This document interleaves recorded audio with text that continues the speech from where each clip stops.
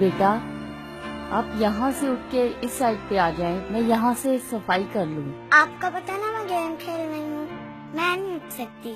مگر بیٹا آپ مجھے بیٹا نہ کہیں، آپ کامل ہیں تو میں آپ کی بیٹی نہیں ہوں۔ شینو بری بات بیٹا، ادھر آؤ میری بات سنو۔